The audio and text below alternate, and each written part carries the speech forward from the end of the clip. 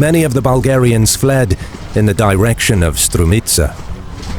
Those unable to do so, this is probably easily top 5 most horrible battles I've reacted to. This was just brutal. Were either hacked down where they stood or captured by the Romans. Desiring to exploit Battle of Kleidion. This was a suggestion that I had for a while, actually. Campaigns from 1000 to 1004, Emperor Basil began specifically focusing his war aims against Bulgaria itself. Although far from having lost his ability to fight, Samuel was no longer seen by many as a serious threat to the Balkan themes of the empire. His raiding expeditions had effectively been reduced to the city of Thessaloniki and the immediate area. Although his men had managed to ambush and capture the region's governor, Ioan Kaldus, this small success was outweighed by the setbacks and losses the Bulgarians had suffered over the past 4 years. On top of this, many of Samuel's governors were beginning to foresee the future direction and course of the conflict with Byzantium, a future that did not favor the Bulgarian cause. Bulgarian noblemen were enticed by the prospect of switching allegiances to Constantinople, even Samuel's own kinsman. Around the year 1005, Basil received a visit from the Tsar's son-in-law, Asot Taranites. The son of one of Basil's former governors, Gregory Taranites, Asot had been captured by Samuel in 995 during a skirmish outside the walls of Thessaloniki.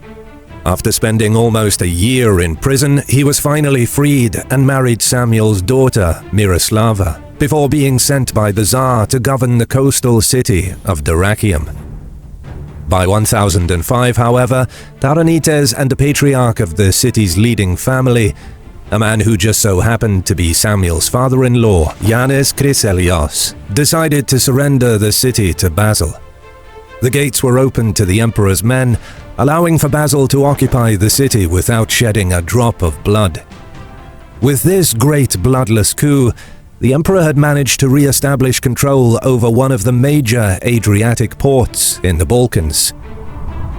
Sensing weakness, Basil made preparations to bring the full weight of the Byzantine Empire on Samuel of Bulgaria. A brave warrior and blade were a potent. I've seen this knife. It looks cool, but it's scary. That knife. I always imagine myself buying this knife and I accidentally cut myself. Freaking hell. Between 1005 and 1014, the Roman-Bulgarian conflict de-escalated into a series of low-intensity raids and petty campaigns, with few pitched battles taking place. Samuel continued his raids into the suburbs of Thessaloniki, plundering gold and resources. Basil would respond with short, fast-moving, punitive expeditions into the southern frontier borders of Bulgaria. It is highly likely that during this 9-year time span, Basil managed to essentially outsource the conflict with Bulgaria to his Balkan governors, most notably to the Duke of Philippopolis, Nikephoros Xiphias, and the newly titled Duke of Thessaloniki, Theophylact Botaniates, grandfather to a future emperor.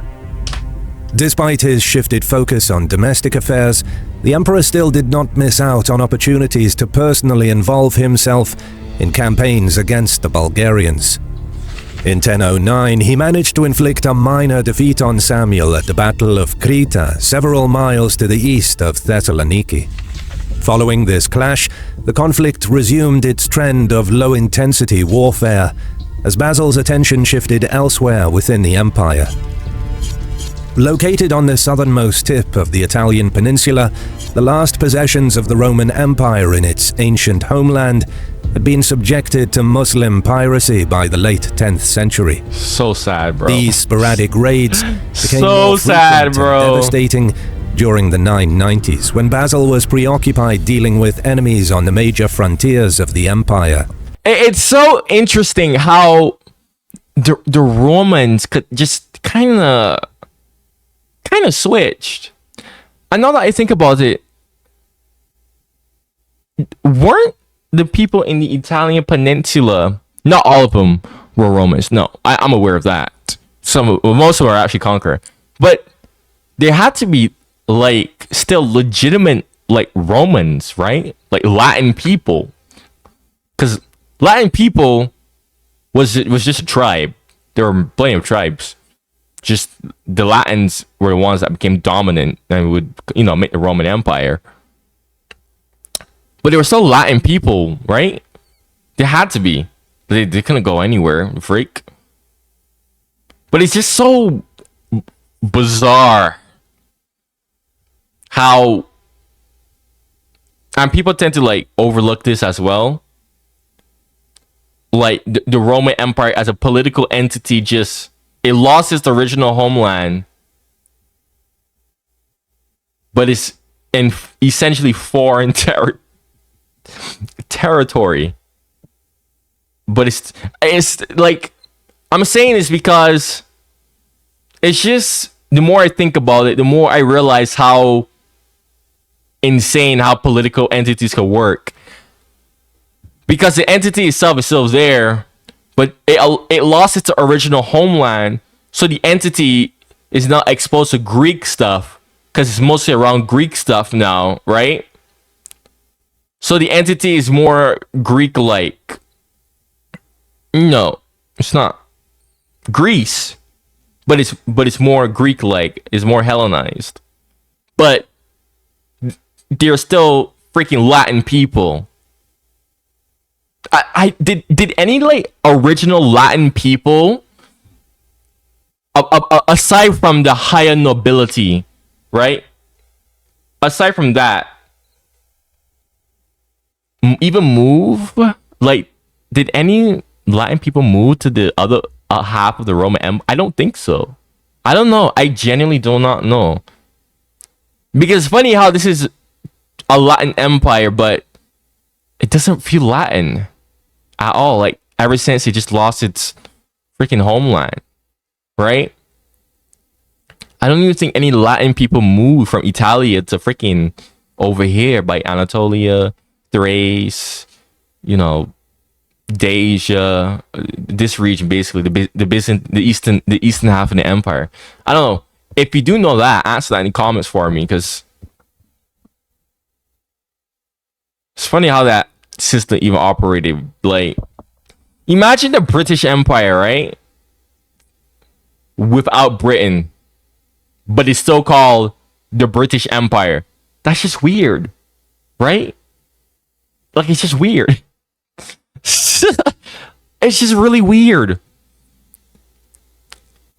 And most of these people aren't even like Latin people. I think that's why, now that I think about it, Latin became like an extinct language, right? Like, Latin, wait, no. Yeah, Latin did become extinct. Because the way how extinct languages work is, once native speakers of that language, they all die out, the language becomes extinct. Even if we have the knowledge to learn the language, if all the native speakers are dead, the language is considered extinct. Yeah. Even, yeah. Wow. It's like, do we even call this? No, I know Roman Empire, it was named after the city, but like, it's not even Roman Empire anymore. Honestly, I feel like the Eastern Roman Empire, right? It is the same entity. I feel like it could technically be considered something different. I guess that's what historians were going with, calling it the Byzantine Empire. I mean, I still call it the Roman Empire. Like I said, it's still the same entity. It just lost its original homeland, but it just feels weird, is what I'm saying. And I guess that's where historians were trying to differentiate the two. Yeah, but nah, Roman Empire. Till the day that I die. Despite this, a mix of clever diplomacy and the arrival of fresh reinforcements in the early 1000s allowed the emperor to preserve his Italian provinces.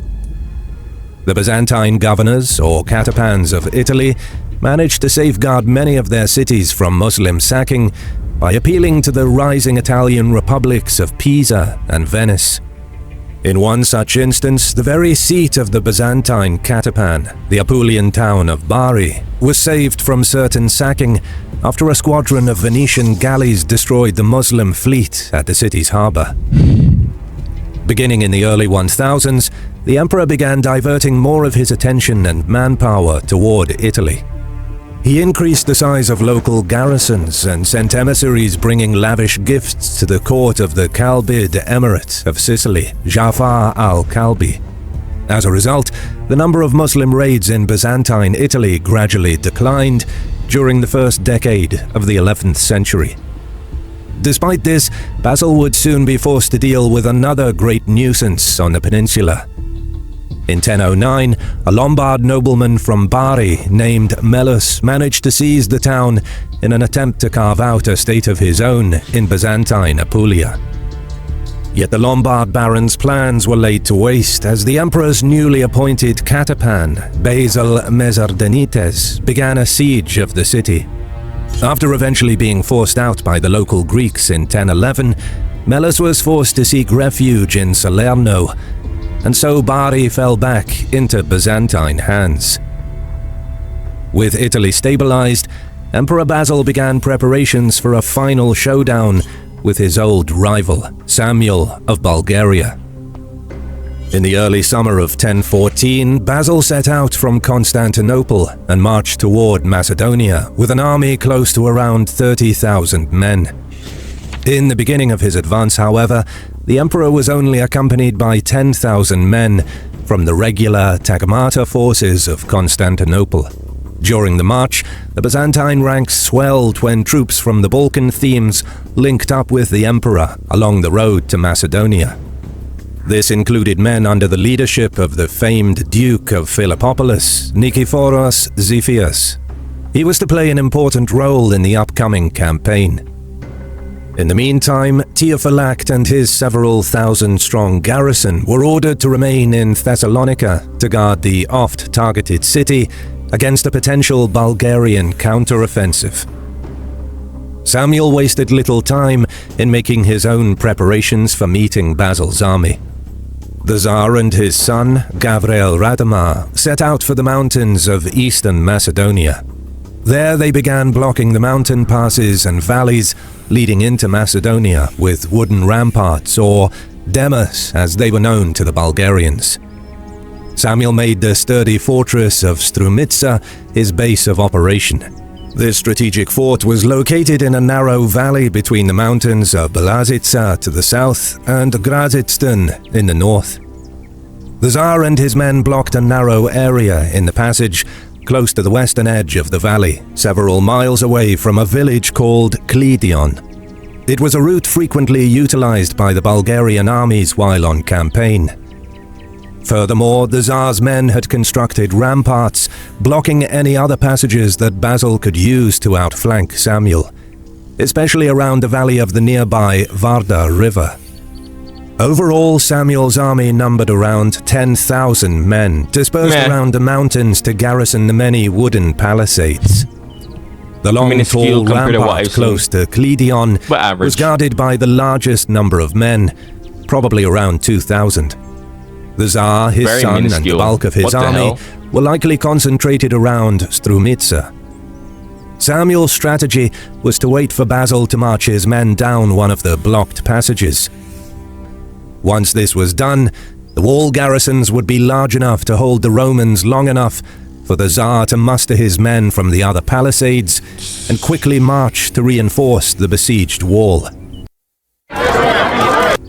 Yet there was one hitch to Samuel's plan: the Roman garrison at Thessalonica. Theophylact could choose to march his men at any moment using an alternative pass.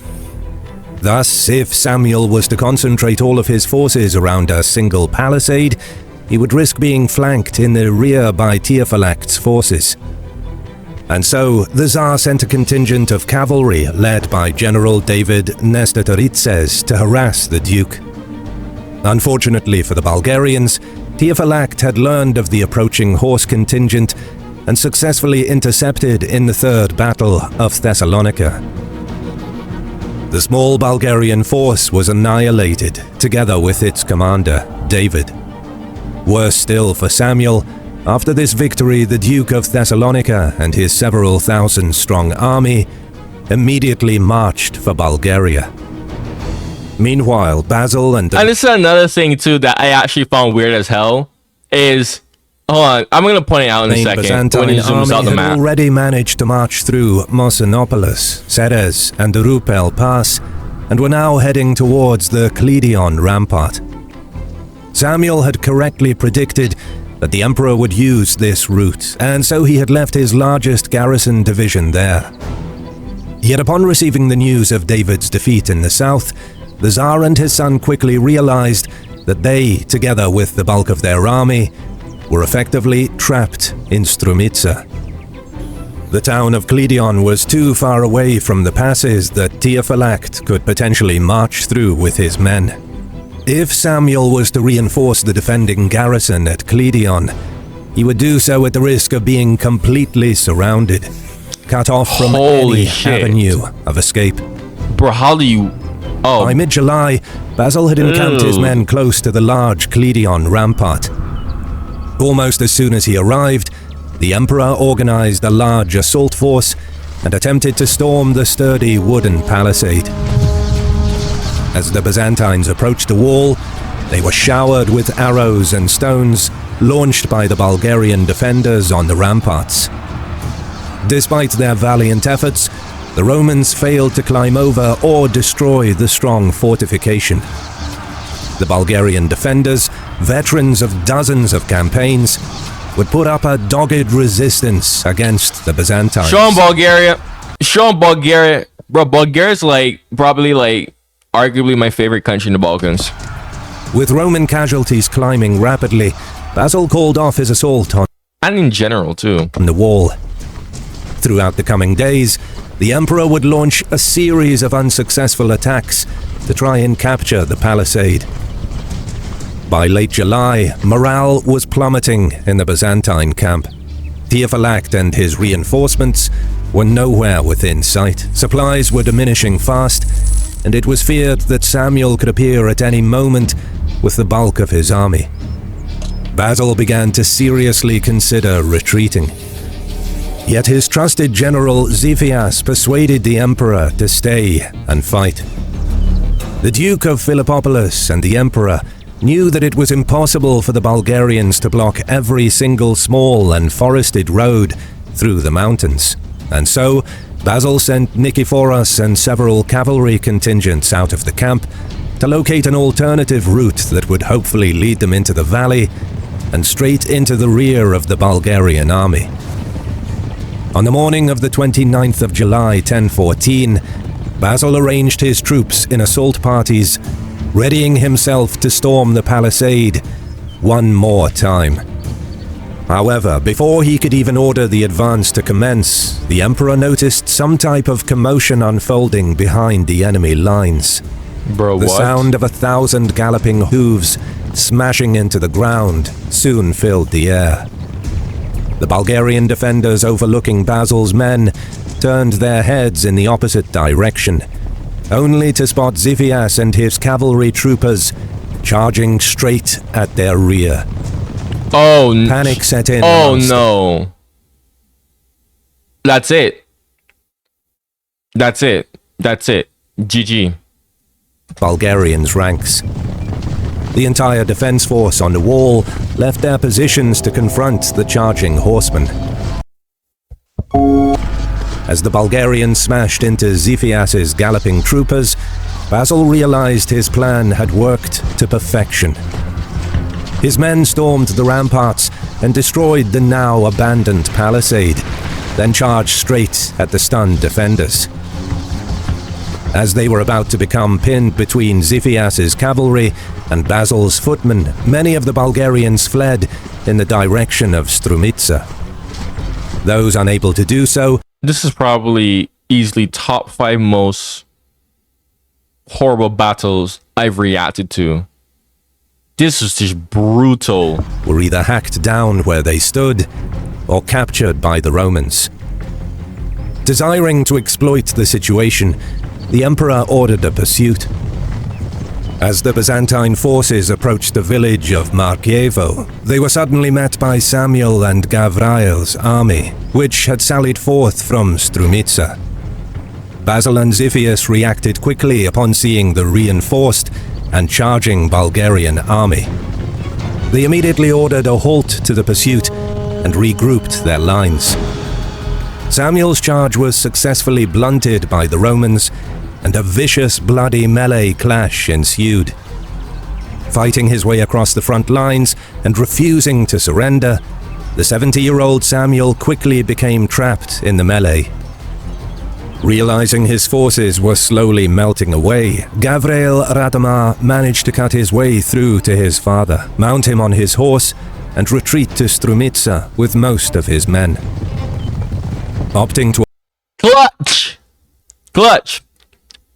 Holy avoid shit. moving too far into enemy territory, Basil called off the pursuit, bringing an end to the battle. Yeah, this was a disaster, bro. What in the world? Although a clear-cut... Dude, I was so shocked and in such disbelief that happened that I just couldn't... I was lost for words, like back there. Byzantine victory, the Battle of Kleidion resulted in minimal immediate gains for Byzantium. Yet Samuel had lost many good men at the battle, including nearly 2,000 Bulgarians captured, now at the mercy of the Byzantine emperor.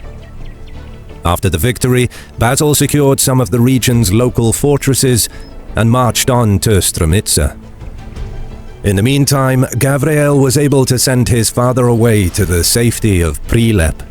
The heir to the Bulgarian throne then moved from Strumitsa into the Varda River Valley, collecting the defenders of the remaining palisades and preparing to take the fight into the mountains. Now reinforced by the recently arrived army of Theophylact, Basil and Xiphias marched on Samuel's former base of operations. The Byzantines attempted to lay siege to Strumitsa, but failed to make any progress for weeks. Basil decided to send Theophylact to clear a path of retreat towards Thessalonica. Soon after, the Duke entered the Varda River Valley, destroying the local wooden palisades without any resistance. As the Byzantine regiment approached ever closer to Thessalonica, they reached a narrow defile of land between the mountains of Blazitsa and Plaus. Just as he began to think of withdrawing back to Basil's main army, Theophylact and his men spotted suspicious movement on the mountain slopes. Before they realized what was happening, the Byzantine troops were showered with arrows, stones, and other projectiles from all directions. They had fallen prey to a Bulgarian ambush. As panic set in amongst the Byzantine they're gonna get wiped. They're gonna get wiped. Hundreds fell from arrow volleys. The ambushers emerged from the slopes and revealed themselves. They were Gavriel's men. The Bulgarians swiftly surrounded the shocked Romans on all sides and slaughtered Theophylact's entire force, including the Duke himself. Damn! Furious upon receiving the news of the ambush and the Duke's death, Basil set out to avenge the fallen general and his men. The emperor had captured over 1,000 of Samuel's men in the Battle of Kleidion. Now they were to pay the price for their Tsar's insubordination. In what was seen even at the time as a ruthless punishment, Basil had every 99 of 100 Bulgarian soldiers blinded, leaving every 100th man with one eye, to lead his sightless comrades back to their Tsar. The exact number of men blinded, or whether or not this cruel punishment even occurred, remains uncertain, as it is first mentioned in stories. Is that how he was called Basil the Bulgar Slayer? After the emperor's reign.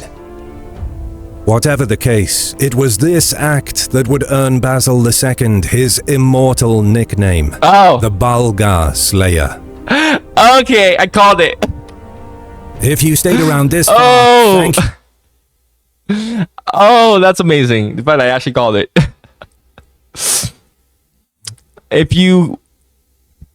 came all the way to the end of the video, make sure you subscribe, man. Go check out my other reactions on my channel, man. If you have any suggestions, comment down below. Like and subscribe. If you're an active viewer and you have a lot of suggestions, I highly recommend you join my channel membership, only for 99 cents a month, so that your stuff could be reacted to with much more priority, and you get other perks. Like I said in the whole video, probably link in my comment sections, man. Thank you for watching, and goodbye.